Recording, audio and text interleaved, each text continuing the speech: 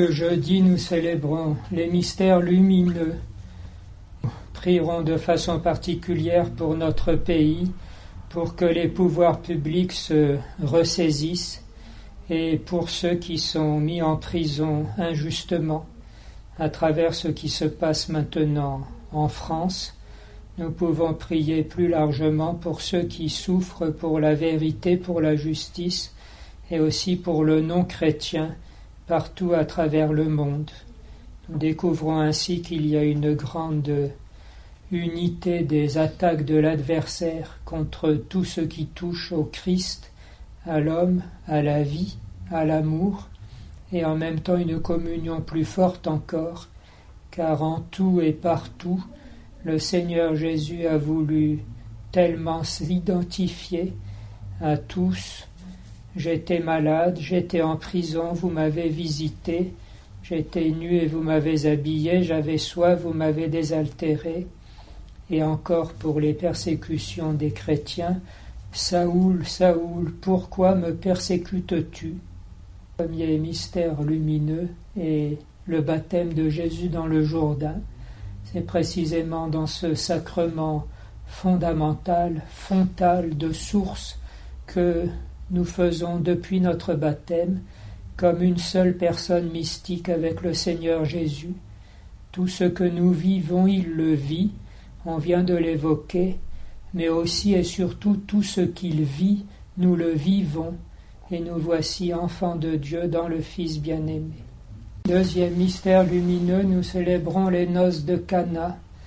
On voit que le premier signe que Jésus a donné est celui du mariage. Il vient au secours des époux et de la famille. Nous pouvons surtout remarquer qu'il transforme l'eau en vin qui est très bon et surabondant. Que les événements ne nous fassent pas douter de la surabondance et de la puissance de la grâce que nous recevons du Seigneur. Et la Vierge Marie qui a été attentive, qui a fait que Jésus, à son intercession, anticipe l'heure de son combat et de son triomphe.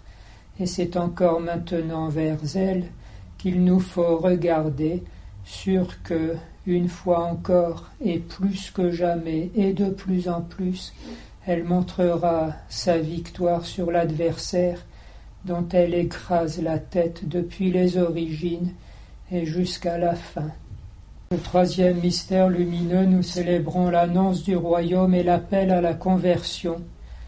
Le Seigneur Jésus a commencé sa prédication en reprenant presque les termes de saint Jean-Baptiste le précurseur.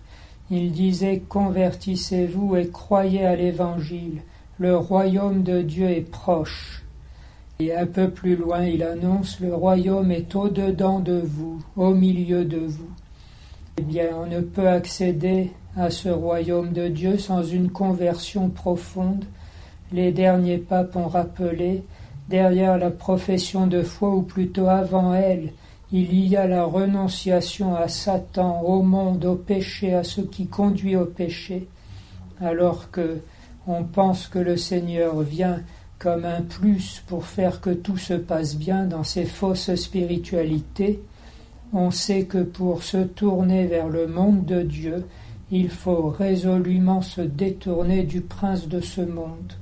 Que le Seigneur nous permette que vienne enfin le temps de ces grandes conversions que voulait susciter très clairement l'année de la foi instituée par le pape émérite Benoît XVI. Nous sommes à avancer peu à peu dans cette année, que nous ne laissions pas passer ces occasions providentielles, car il vient le jour du Seigneur, et comme le dit saint Paul et tout le Nouveau Testament, et alors chacun devra rendre compte de ce qu'il aura fait pendant sa vie. Quatrième mystère lumineux, nous célébrons la transfiguration. On sait que par ce mystère, le Seigneur Jésus préparait ses disciples à surmonter, s'il était possible, l'épreuve de la passion et le scandale de la croix. Mais comme le remarque un théologien, en réalité Jésus ne leur a pas montré ce qu'il allait être lorsqu'il serait ressuscité, mais bien ce qu'il est ce qu'il était de toute éternité, le Fils de Dieu, l'égal du Père dans la communion de l'Esprit Saint, lui qui a inspiré les Écritures avec Moïse et Élie, et lui qui est venu, qui s'est fait chair, qui est devenu semblable à nous, comme le dit le Credo, pour nous les hommes et pour notre salut, il descendit du ciel. Ainsi pour nous dans l'épreuve, nous pouvons soit penser à la récompense à venir, puisque le Seigneur l'a promis et qu'il tient toujours ses promesses, ou bien nous recueillir au-dedans de nous pour contempler notre filiation adoptive, la présence très sainte du Père, du Fils et du Saint-Esprit au creux de notre âme, depuis que nous avons été enfantés à la vie éternelle le jour de notre baptême.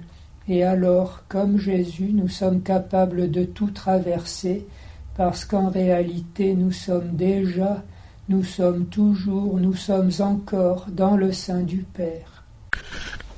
Cinquième mystère lumineux, nous célébrons l'institution de l'Eucharistie, que l'on évoquait en commençant. Nous pouvons voir en même temps que l'Eucharistie est comme sa manifestation extérieure de son mystère intérieur, le lavement des pieds. Jésus l'avait expliqué dans l'Évangile, le Fils de l'homme n'est pas venu pour être servi, mais pour servir et donner sa vie en rançon pour la multitude. Le fait est que lorsque dans la liturgie nous servons le Seigneur, en réalité il inscrit en nous sa propre charité, nous revêt de sa livrée de service et nous envoie auprès de nos frères en son nom et même dans sa personne, dans son Esprit Saint, comme lui-même a été envoyé par le Père.